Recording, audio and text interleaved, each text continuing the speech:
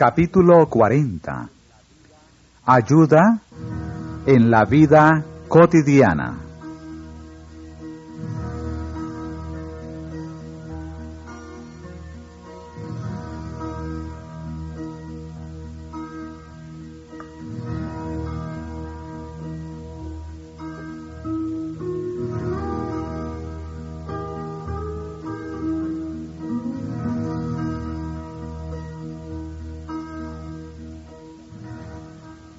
Hay en la vida tranquila y consecuente de un cristiano puro y verdadero una elocuencia mucho más poderosa que de las palabras.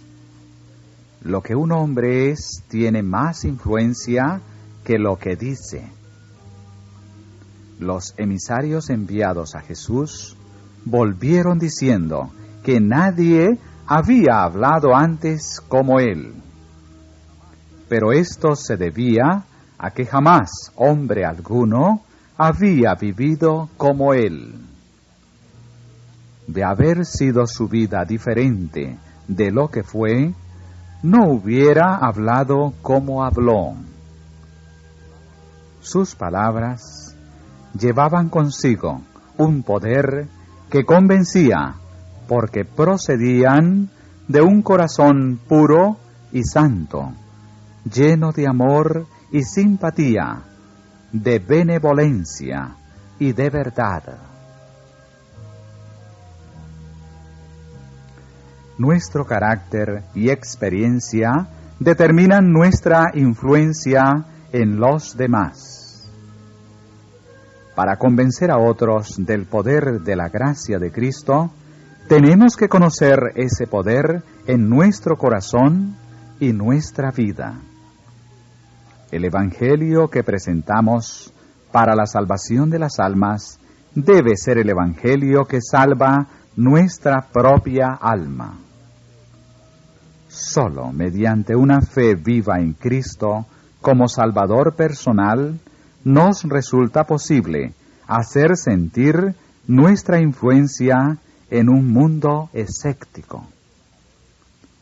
Si queremos sacar pecadores de la corriente impetuosa, nuestros pies deben estar afirmados en la roca, Cristo Jesús.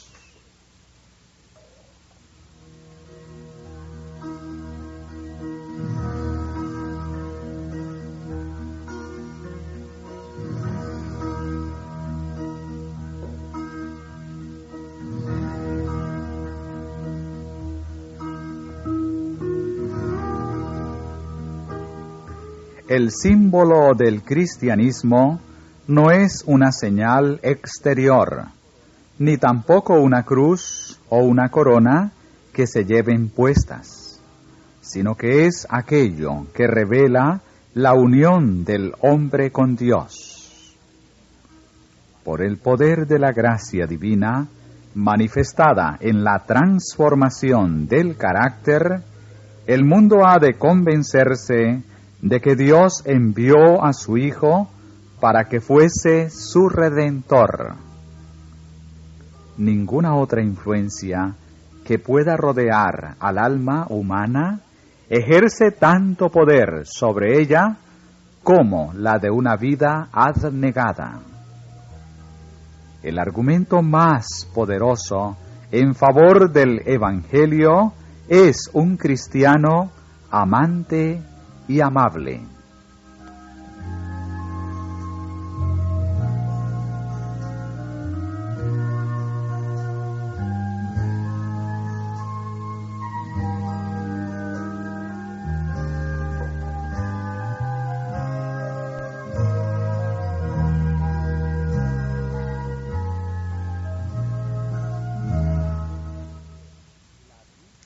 Subtítulo: La disciplina de las pruebas.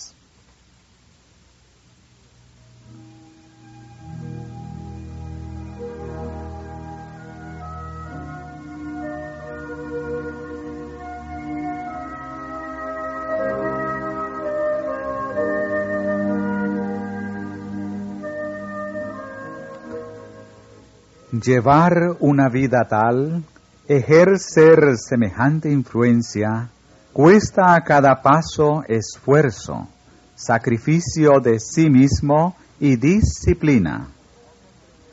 Muchos, por no comprender esto, se desalientan fácilmente en la vida cristiana.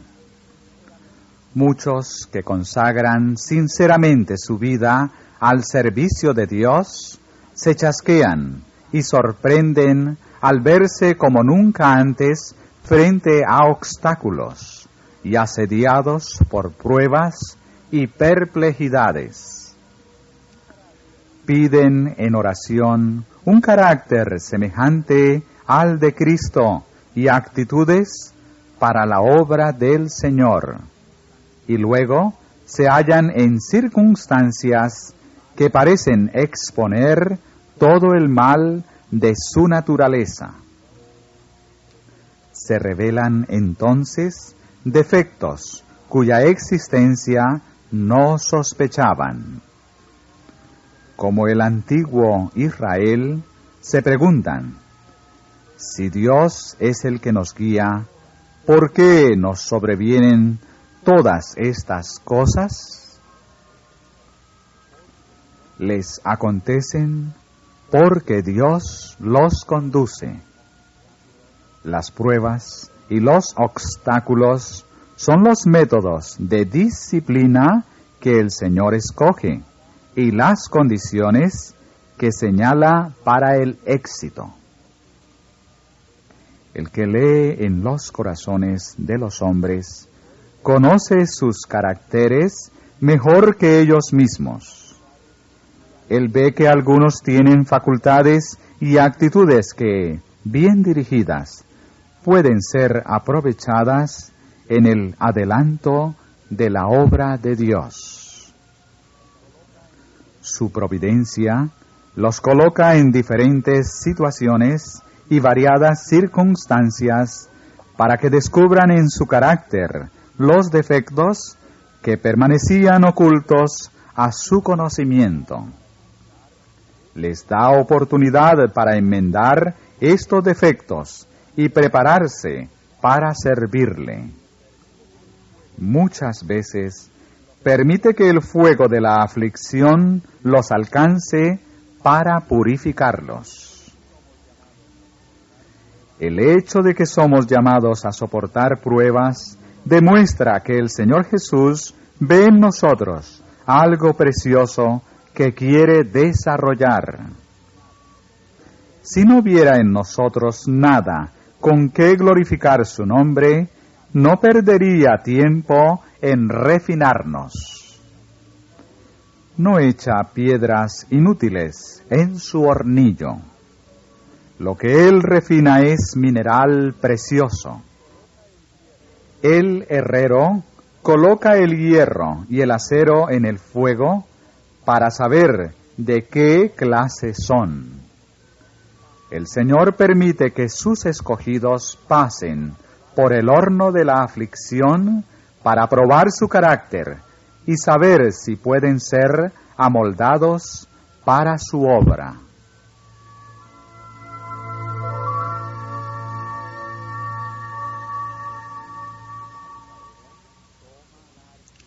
El alfarero toma la arcilla y la modela según su voluntad. La amasa y la trabaja. La despedaza y la vuelve a amasar. La humedece y luego la seca. La deja después descansar por algún tiempo sin tocarla.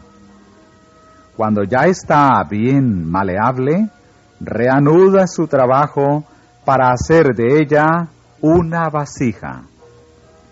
Le da forma, la compone y la alisa en el torno. La pone a secar al sol y la cuece en el horno. Así llega a ser una vasija útil. Así también el gran artífice desea amoldarnos y formarnos. Y así como la arcilla está en manos del alfarero, nosotros también estamos en las manos divinas. No debemos intentar hacer la obra del alfarero. Solo nos corresponde someternos a que el divino artífice nos forme. Carísimos, no os maravilléis cuando sois examinados por fuego, lo cual se hace para vuestra prueba, como si alguna cosa peregrina os aconteciese. Antes bien gozaos en que sois participantes de las aflicciones de Cristo, para que también en la revelación de su gloria os gocéis en triunfo. En la plena luz del día, y al oír la música de otras voces, el pájaro enjaulado no cantará lo que su amo procure enseñarle. Aprende un poquito de esto, un trino de aquello, pero nunca una melodía entera y definida. Cubre el amo la jaula y la pone donde el pájaro no oiga más que el canto que ha de aprender. En la oscuridad lo enseña y vuelve a ensayar hasta que lo sabe, y prorrumpe en perfecta melodía. Después, el pájaro es sacado de la oscuridad, y en lo sucesivo cantará aquel mismo canto en plena luz. Así trata Dios a sus hijos. Tiene un canto que enseñarnos, y cuando lo hayamos aprendido, entre las sombras de la aflicción, podremos cantarlo perpetuamente. Muchos están descontentos de su vocación. Tal vez no congenien con lo que los rodea. Puede ser que algún trabajo vulgar consuma su tiempo mientras se creen capaces de más altas responsabilidades. Muchas veces les parece que sus esfuerzos no son apreciados o que son estériles, e incierto su porvenir.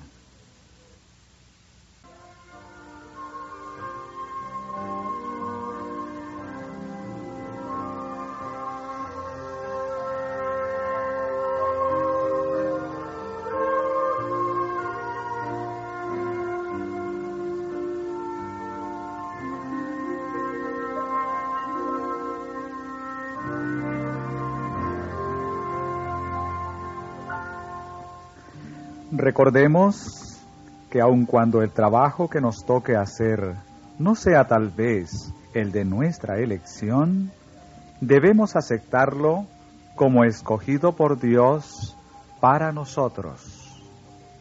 Gústenos o no, hemos de cumplir el deber que más a mano tenemos. Todo lo que te viniere a la mano para hacer, hazlo según tus fuerzas, porque en el sepulcro a donde tú vas no hay obra, ni industria, ni ciencia, ni sabiduría. Si el Señor desea que llevemos un mensaje a Nínive, ¿no le agradará que vayamos a Joppe o a Capernaum?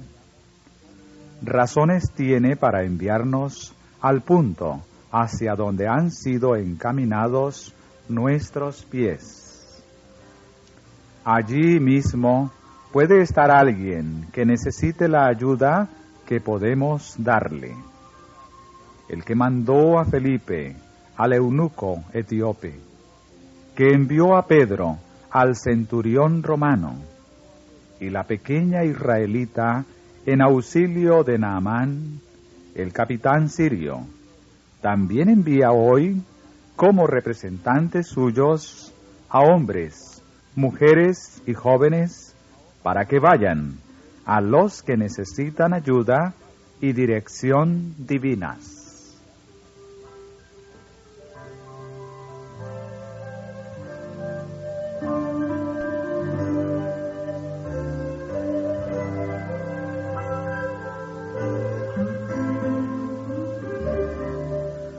Subtítulo: Los planes de Dios son los mejores. Nuestros planes no son siempre los de Dios. Puede suceder que Él vea que lo mejor para nosotros y para su causa consiste en desechar nuestras mejores intenciones, como en el caso de David. Pero podemos estar seguros de que bendecirá y empleará en el adelanto de su causa a quienes se dediquen sinceramente, con todo lo que tienen, a la gloria de Dios. Si Él ve que es mejor no acceder a los deseos de sus siervos, compensará su negativa concediéndoles señales de su amor y encomendándoles otro servicio.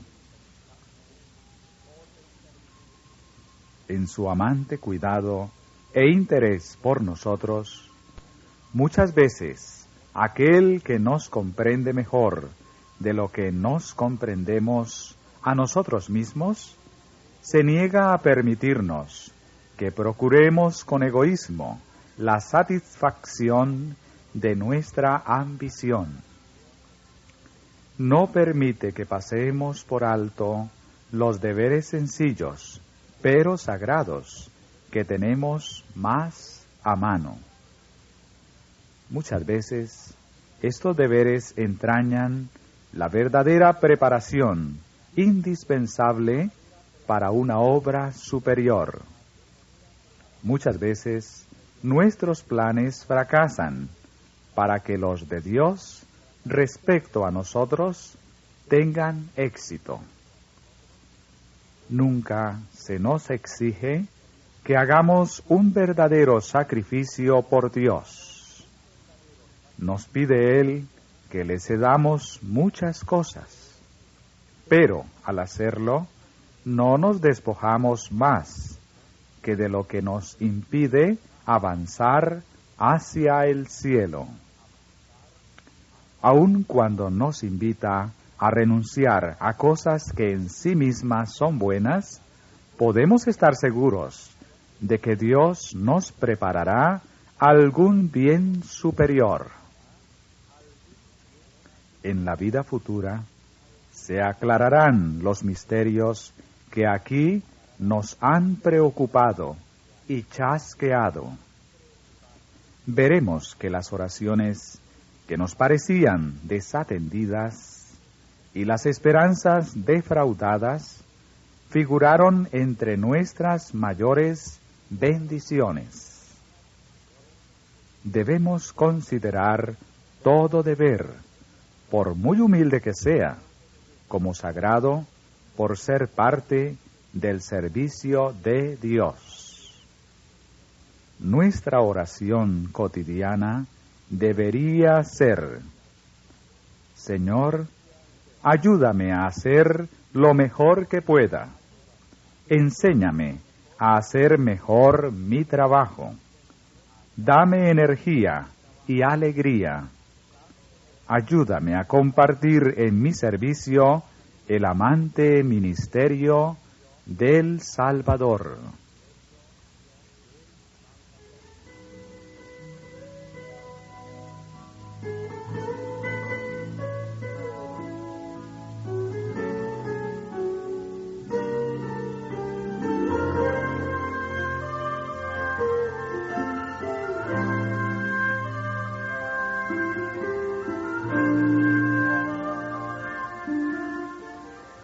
Subtítulo: Una lección sacada de la vida de Moisés.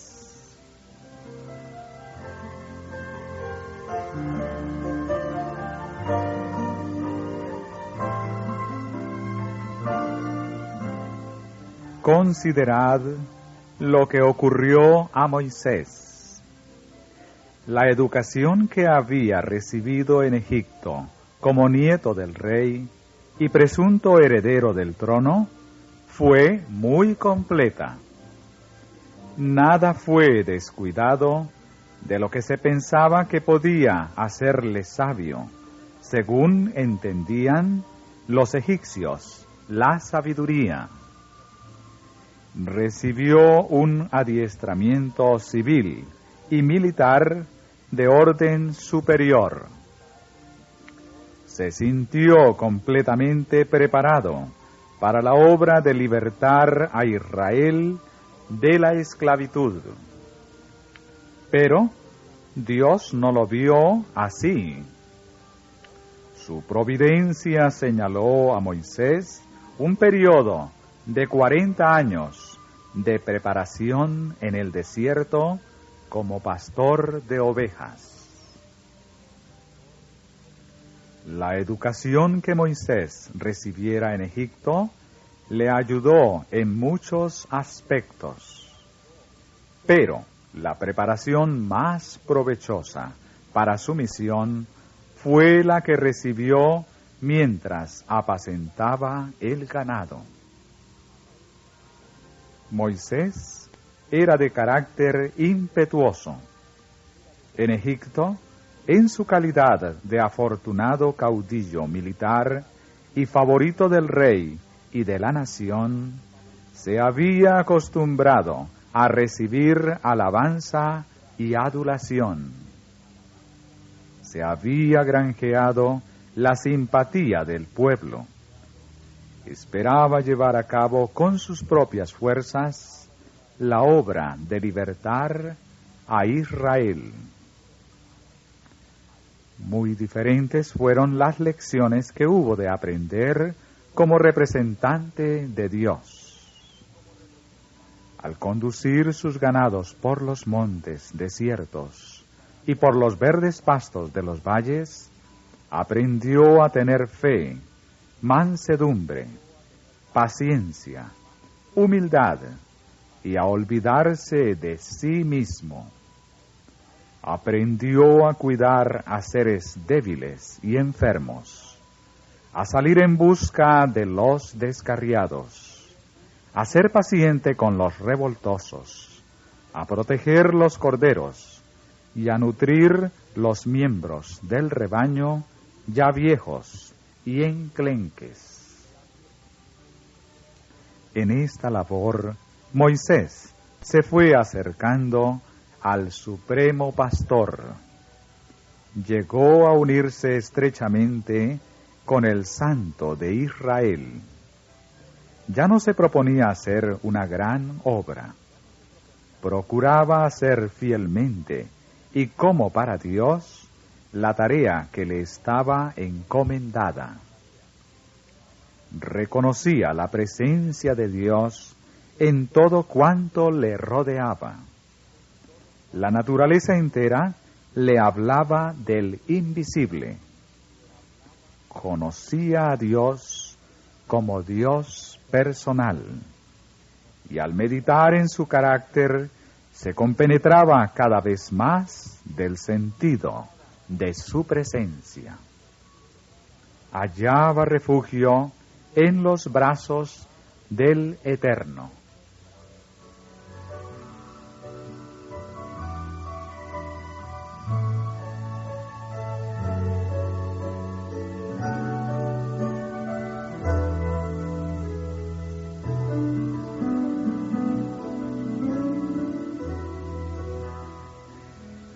Habiendo experimentado todo esto, Moisés oyó la invitación del cielo a cambiar el cayado del pastor por la vara de mando, a dejar su rebaño de ovejas para encargarse de la dirección de Israel.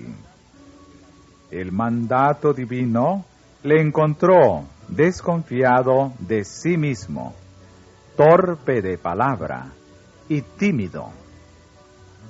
Le abrumaba el sentimiento de su incapacidad para ser portavoz de Dios. Pero, poniendo toda su confianza en el Señor, aceptó la obra. La grandeza de su misión puso en ejercicio las mejores facultades de su espíritu. Dios bendijo su pronta obediencia, y Moisés llegó a ser elocuente y dueño de sí mismo. Se llenó de esperanza y fue capacitado para la mayor obra que fuera encomendada jamás a hombre alguno. De él fue escrito: y nunca más se levantó profeta en Israel como Moisés, a quien haya conocido Jehová cara a cara. Quienes piensan que su trabajo no es apreciado y ansían un puesto de mayor responsabilidad, deben considerar que ni de oriente, ni de occidente, ni del desierto viene el ensalzamiento, mas Dios es el juez. A este abate y a aquel ensalza. Todo hombre tiene su lugar en el eterno plan del cielo. El que lo ocupemos depende de nuestra fidelidad en colaborar con Dios. Necesitamos desconfiar de la compasión propia. Jamás os permitáis sentir que no se os aprecia debidamente, ni se tienen en cuenta vuestros esfuerzos, o que vuestro trabajo es demasiado difícil. Toda murmuración sea callada por el recuerdo de lo que Cristo sufrió por nosotros. Recibimos mejor trato que el que recibió nuestro Señor. ¿Y tú buscas para ti grandezas? No busques. El Señor no tiene lugar en su obra para los que sienten mayor deseo de ganar la corona que de llevar la cruz. Necesita hombres que piensen más en cumplir su deber que en recibir la recompensa. Hombres más solícitos por los principios que por su propio progreso.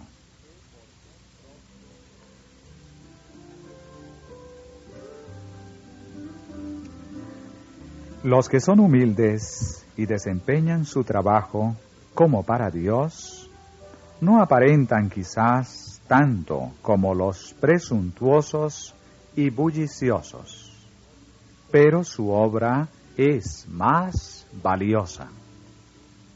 Muchas veces los jactanciosos llaman la atención sobre sí mismos y se interponen entre el pueblo y Dios, pero su obra fracasa. Sabiduría ante todo, adquiere sabiduría, y ante toda tu posesión adquiere inteligencia. Engrandécela, y ella te engrandecerá. Ella te honrará cuando tú la hubieres abrazado.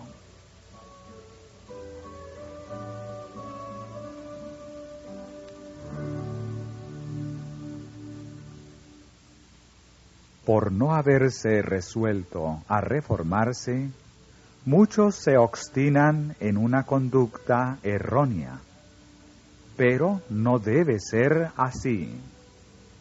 Pueden cultivar sus facultades para prestar el mejor servicio, y entonces siempre se les pedirá su cooperación.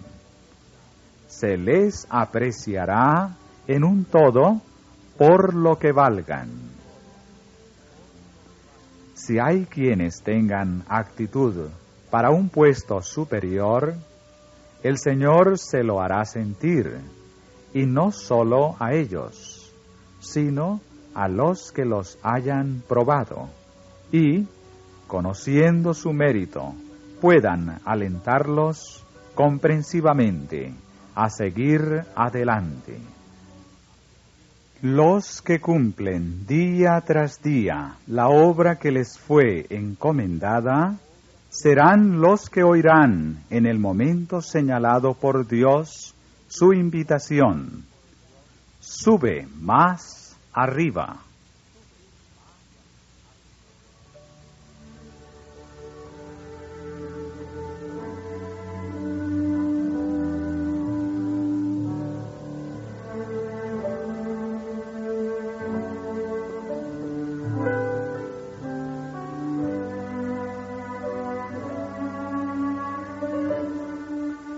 Mientras los pastores velaban sobre sus rebaños en los collados de Belén, ángeles del cielo los visitaron. También hoy, mientras el humilde obrero de Dios desempeña su labor, ángeles de Dios están a su lado, escuchando sus palabras, observando cómo trabaja, para ver si se le pueden encomendar mayores responsabilidades. No estima Dios a los hombres por su fortuna, su educación o su posición social. Los aprecia por la pureza de sus móviles y la belleza de su carácter.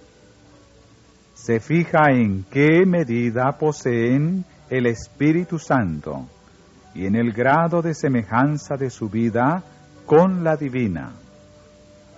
Ser grande en el reino de Dios es ser como un niño en humildad, en fe sencilla y en pureza de amor. ¿Sabéis?, dijo Cristo, que los príncipes de los gentiles se enseñorean sobre ellos, y los que son grandes ejercen sobre ellos potestad.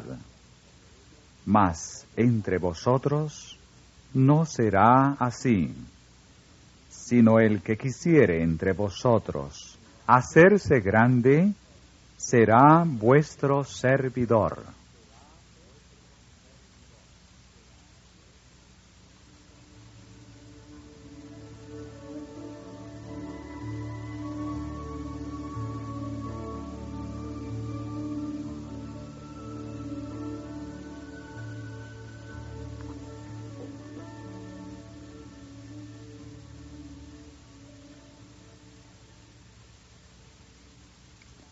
Subtítulo: Planes para el futuro.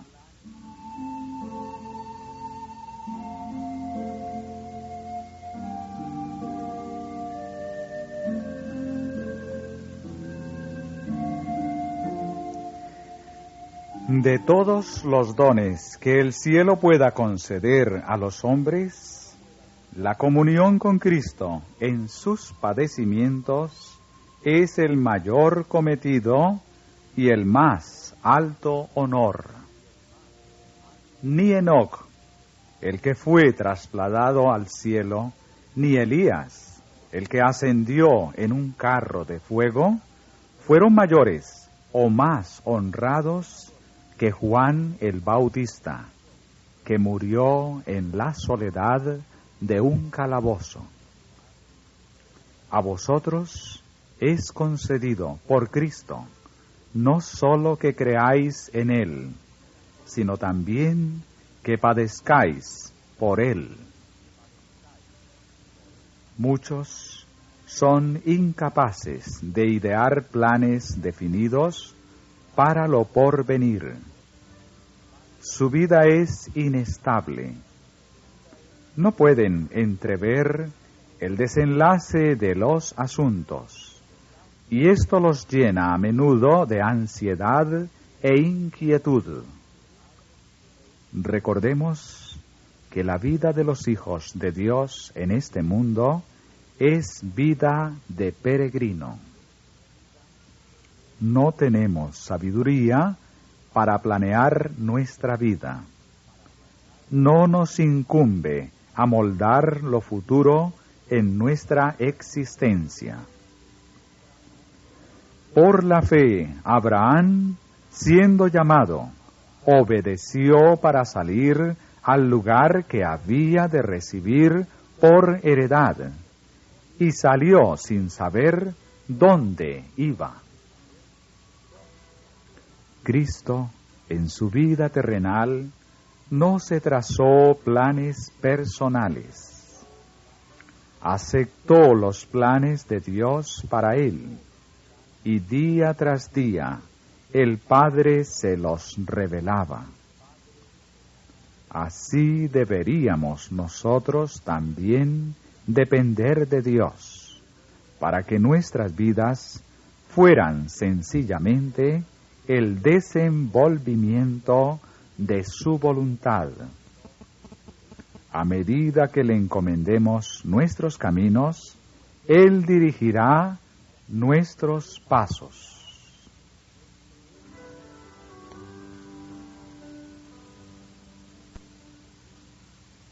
Subtítulo: La paga.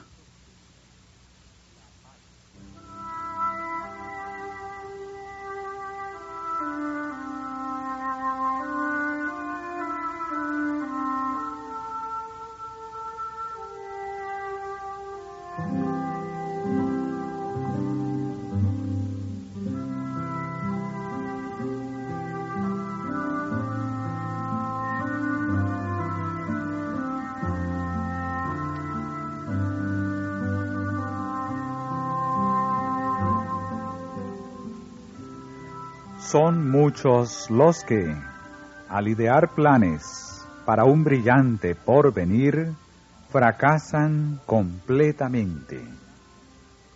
Dejad que Dios haga planes para vosotros.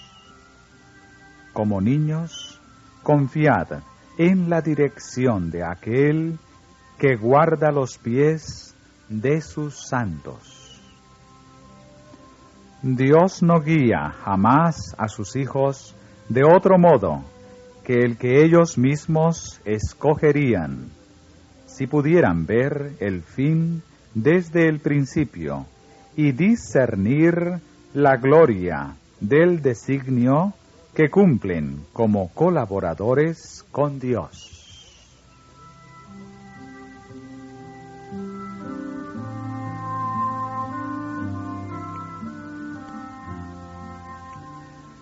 Cuando Cristo llamó a sus discípulos para que le siguieran, no les ofreció lisonjeras perspectivas para esta vida.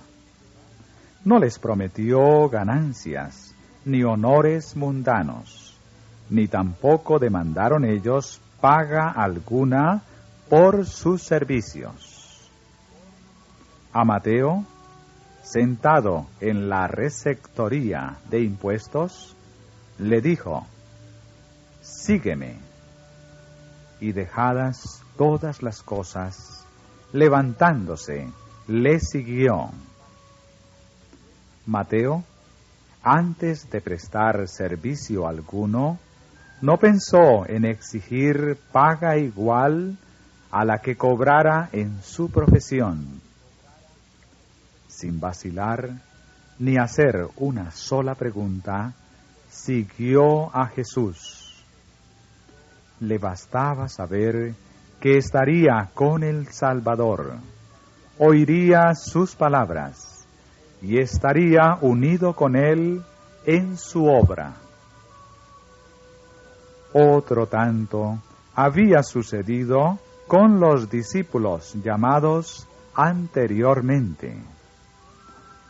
Cuando Jesús invitó a Pedro y a sus compañeros a que le siguieran, en el acto dejaron todos ellos sus barcos y sus redes. Algunos de estos discípulos tenían deudos a quienes mantener, pero cuando oyeron la invitación del Salvador, sin vacilación ni reparo acerca de la vida material propia y de sus familias, obedecieron al llamamiento. Cuando en una ocasión ulterior Jesús les preguntó: cuando os envié sin bolsa y sin alforja y sin zapatos, ¿os faltó algo? Contestaron: nada.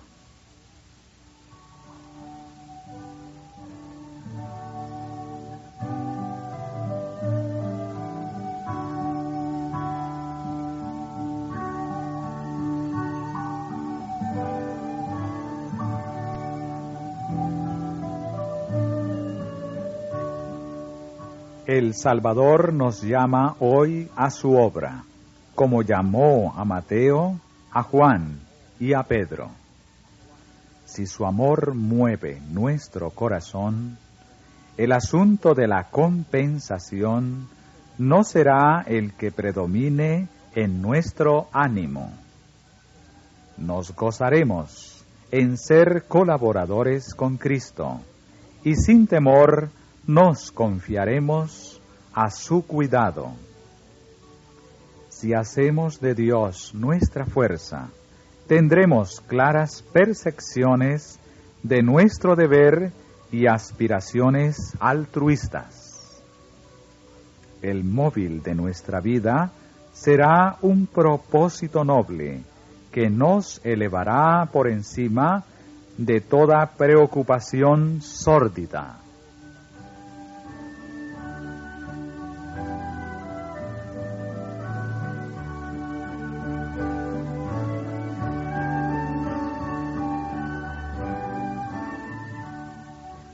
Subtítulo: Dios proveerá.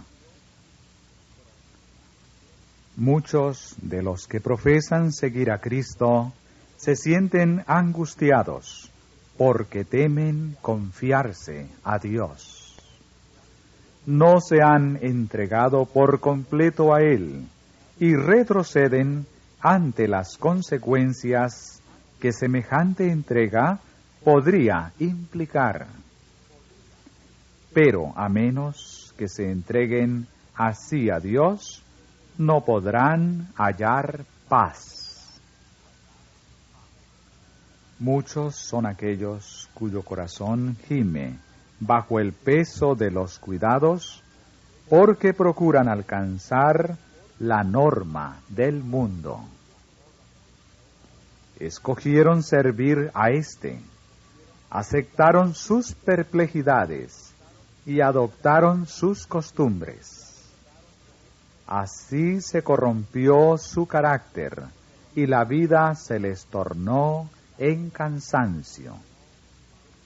La congoja constante consume sus fuerzas vitales.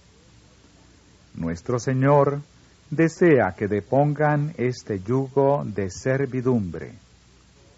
Los invita a aceptar su yugo y les dice: mi yugo es fácil y ligera mi carga. La congoja es ciega y no puede discernir lo porvenir, pero Jesús ve el fin desde el principio. En toda dificultad ha dispuesto un medio de proporcionar alivio. No quitará el bien a los que en integridad andan. Para proveernos lo necesario, Nuestro Padre Celestial tiene 1000 maneras de las cuales nada sabemos. Los que aceptan el principio sencillo de hacer del servicio de Dios el asunto supremo, verán desvanecerse sus perplejidades y extenderse ante sus pies un camino despejado. El fiel cumplimiento de los deberes de hoy es la mejor preparación para las pruebas de mañana. No amontonemos las eventualidades y los cuidados de mañana para añadirlos a la carga de hoy. Basta al día su afán.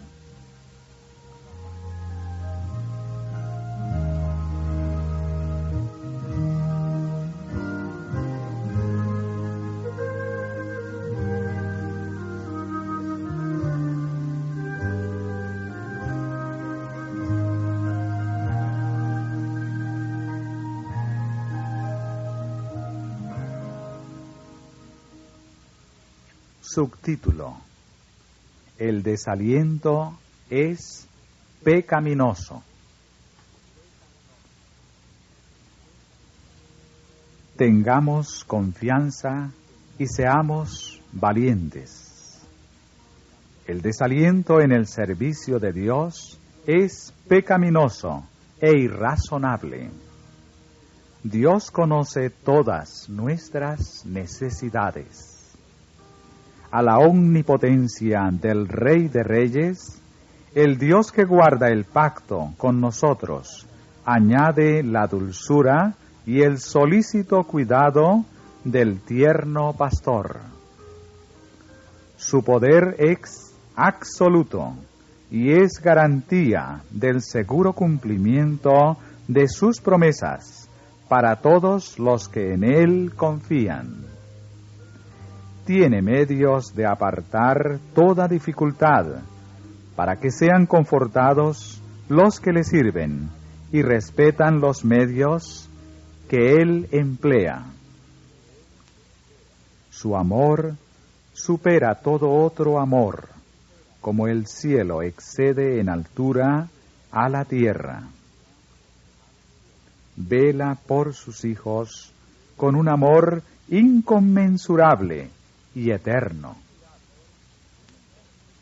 En los días aciagos, cuando todo parece conjurarse contra nosotros, tengamos fe en Dios, quien lleva adelante sus designios y hace bien todas las cosas en favor de su pueblo. La fuerza de los que le aman y le sirven será renovada día tras día. Dios puede y quiere conceder a sus siervos toda la ayuda que necesiten. Les dará la sabiduría que requieren sus varias necesidades. El experimentado apóstol Pablo dijo, y me ha dicho, bástate mi gracia, porque mi potencia en la flaqueza se perfecciona. Por tanto, de buena gana me gloriaré más bien en mis flaquezas, porque habite en mí la potencia de Cristo. Por lo cual me gozo en las flaquezas, en afrentas, en necesidades, en persecuciones, en angustias por Cristo, porque cuando soy flaco, entonces soy poderoso.